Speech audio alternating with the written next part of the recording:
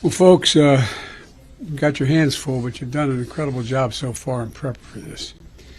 Jill and I are just getting back from Dover Air Force Base up in my home state, where we met with the families of 13 fallen heroes in Afghanistan who lost their lives in the service of our country. And while we're praying for the best in Louisiana, let's keep them in our prayers as well.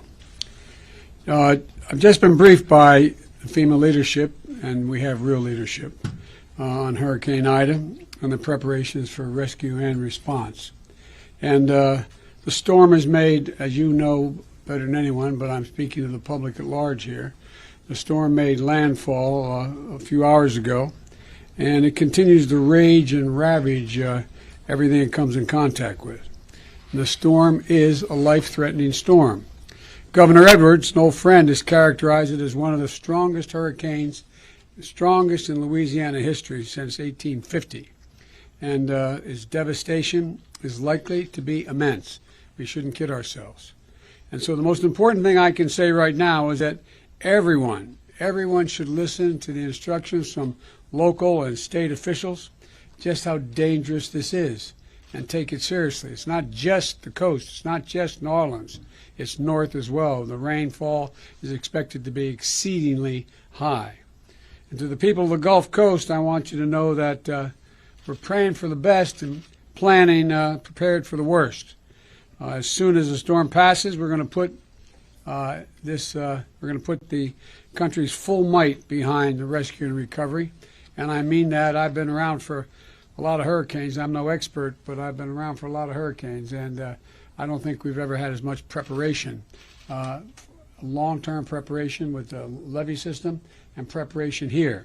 Thanks to the administrators' leadership and the hard work of the FEMA team, all of whom were gathered behind, many of whom were gathered behind me, we've already pre-positioned resources that we know are going to be needed, and equipment and response teams in the region.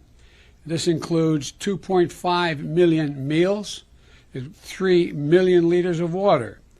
We've got generators in place, and we're in close touch with the power providers to get and restore power as soon as possible, because a lot of it's going to go out, and we should be prepared that it can take a long time, no matter how much we've pre-positioned, which we have, that it's going to take a long time for a lot of it to get back up. It could take a matter of weeks for some places.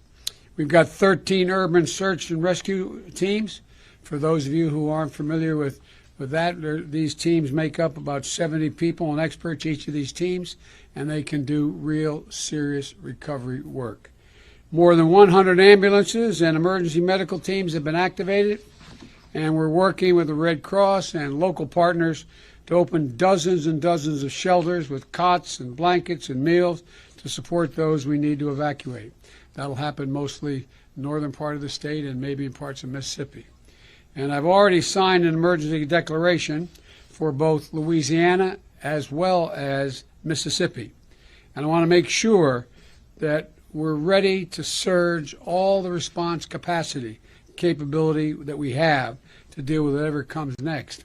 And a lot's going to be coming. I've been in touch with the governors of Alabama, Mississippi, and Louisiana. And my team at the White House has been in touch with other state, local, and federal officials in the region. And they know there'll be the full resources and support of the federal government. So I want to emphasize again, this is going to be a devastating hurricane, a life-threatening storm. So please, all you folks in Mississippi and in Louisiana, Mississippi, and God knows, maybe even further east, take precautions. Listen, take it seriously, really, very seriously. And, the whole of government effort is ready to get to work. I can't think of any time where the federal, state, and local folks have worked together more closely and in advance of an obvious, significant natural disaster. And, folks, we're going to be here. We're going to be here to help the Gulf region get back on its feet as quickly as possible, as long as it takes. So thank you, and may God protect those in the path of the storm, and God willing, we'll get through this sooner than later. But don't kid yourself. This is going to take a lot of resources, a little bit of luck, and as my grandfather would say, the grace of God and the goodwill of the neighbors. And by the way, look out for your neighbors. If you're in the region, look out for your neighbors. So thank you very much, and thank you, Commissioner. I really think it all works. I'm not supposed to take any questions, but go ahead.